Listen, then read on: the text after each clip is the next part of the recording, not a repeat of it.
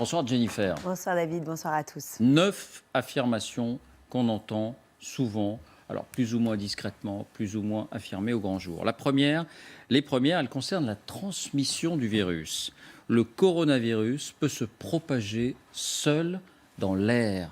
Il peut en quelque sorte voyager, se déplacer. C'est vrai ou c'est faux ? Eh bien, c'est faux. Ce coronavirus ne peut pas se propager sur de longues distances dans l'air, puisqu'il se transmet par les gouttelettes respiratoires de la personne infectée lorsqu'elle tousse ou éternue. Or, ces gouttelettes sont trop lourdes pour voyager loin.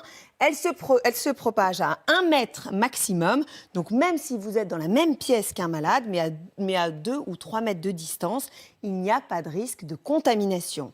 Une réserve quand même, suite au cas du Diamond Princess. Rappelez-vous, ce navire mis en quarantaine au Japon où on a recensé 4 décès et 700 contaminations. Beaucoup d'experts se sont interrogés sur la propagation du virus via les systèmes de climatisation. Les gouttelettes émises par des patients contaminés auraient pu voyager dans les conduits d'aération, surtout que le système d'aération au sein des cabines n'était pas pourvu de filtres comme ceux prévus dans les hôpitaux. Mais le virus peut survivre sur des objets comme les billets de banque si les gouttelettes tombent dessus d'une certaine manière. C'est vrai ou c'est faux ? C'est vrai, mais le risque est très faible.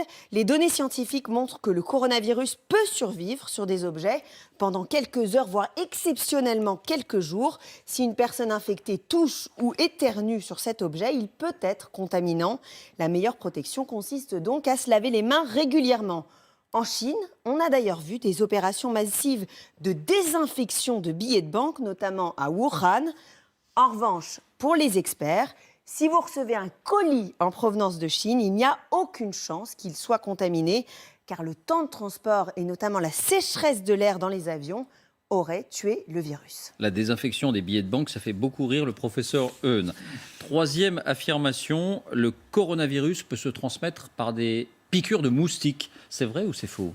C'est complètement faux. Le virus se propage uniquement au contact d'une personne infectée. La transmission est interhumaine. Alors l'origine du virus maintenant, certaines personnes indiquent qu'il aurait été fabriqué intentionnellement dans un laboratoire aux États-Unis. C'est vrai que ça revient assez souvent. C'est vrai ou c'est faux ?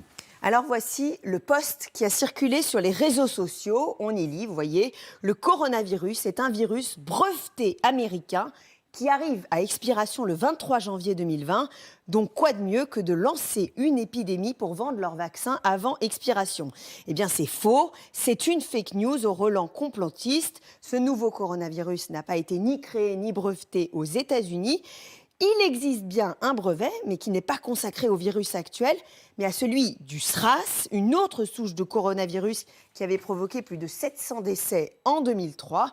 Deuxième fake news, et on s'en rend bien compte aujourd'hui, il n'existe aucun vaccin pour le Covid-19 qui sévit en ce moment. Bien, sur la gravité du virus, on entend beaucoup de choses aussi. Ce virus est très mortel, très létal. C'est vrai ou c'est faux ? Faux. Pour l'instant, on compte 2700 décès en Chine et 77 504 contaminations, soit un taux de mortalité, si on le calcule, de 3,4%. Mais ce chiffre semble largement surestimé puisque tous les malades n'ont pas forcément été identifiés. La dernière étude chinoise du 21 février évoquait plutôt un taux de mortalité de 2,3%. C'est plus que la grippe saisonnière, 0,1%, mais beaucoup moins que l'épidémie de SRAS, 9,6%. Pour le ministre de la Santé, la grande majorité des cas sont sans gravité. Écoutez. On sait, 80% des formes sont des formes sans gravité.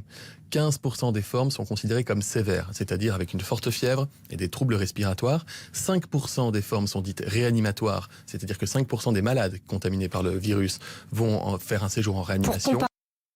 Voilà, et j'ajoute qu'à l'instant, le bilan évolue en Italie. On est à 10 morts désormais. On était à 7 morts, on passe à 10 morts.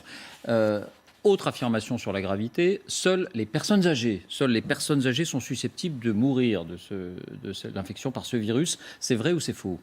C'est faux, hein. Le coronavirus peut aussi tuer des personnes jeunes. C'est le cas, rappelez-vous, de Li Wenliang. Cet ophtalmologue a été tué par la maladie à 34 ans. C'était l'un des premiers lanceurs d'alerte de ce coronavirus à Wuhan, en Chine. On sait aussi que l'habitant de Codogno, Mattia, qui a propagé l'épidémie en Lombardie, n'avait que 38 ans et qu'il est dans un état grave en ce moment, hospitalisé à Milan. Mais dans la grande majorité des cas, les victimes sont des personnes âgées, souvent atteintes d'autres pathologies. Chez les plus de 80 ans, le taux de létalité du coronavirus monte à 15%.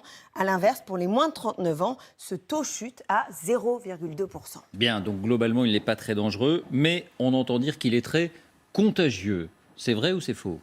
Alors, c'est vrai et faux. Faux parce que ce coronavirus est par exemple 5 fois moins contagieux que la rougeole.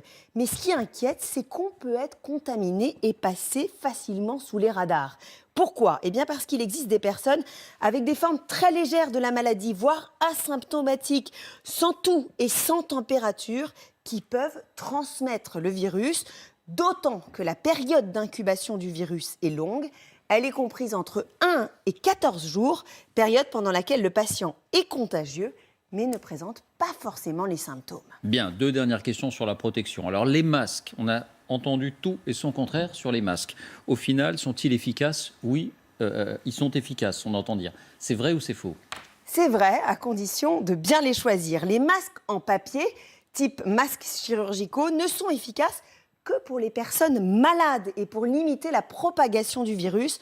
En revanche, ils ne protègent pas les personnes saines. Pour se protéger, il faut des masques appelés FFP2, comme celui-là. Ils sont plus épais, plus filtrants. Ils sont efficaces 3 heures. Après, il faut les jeter. Ce sont notamment les masques qu'utilisent les soignants au contact des malades. Dernier point, lorsqu'on est vacciné contre la grippe, on nous encourage chaque année à nous vacciner contre la grippe, on est de ce fait protégé contre le coronavirus. C'est vrai ou c'est faux? C'est complètement faux. Le vaccin contre la grippe n'est absolument pas efficace, tout comme les vaccins contre les pneumonies qui n'offrent aucune protection contre ce nouveau coronavirus. Merci beaucoup Jennifer.